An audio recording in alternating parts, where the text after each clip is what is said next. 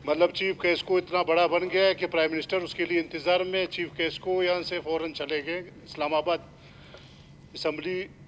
और आपकी मेरे ख्याल में जो आपने इनको इनवाइट किया था, ये चुपने के अलावा मुझे भी कोई रास्ता नहीं। मुझे भी थोड़े से तहफ़्फ़ुज़ात है। रिक्वेस्ट है सर आपसे, जी जी मेरी रिक्वेस्ट है। इन्होंने ऐसा, मैं सीएम साहब को क्रेडिट जाता है कि जो ज़मींदारों का इन्होंने 20 लाख एक ज़मींदार का जो है इन्होंने सोलराइजेशन पे शिफ्टिंग का किया, और सिर्फ इन्होंने अभी क्या किया है, सोलराइजेशन का जो प्रोसेस चल रहा है उनको इन्होंने डिस्टर्ब रखा है।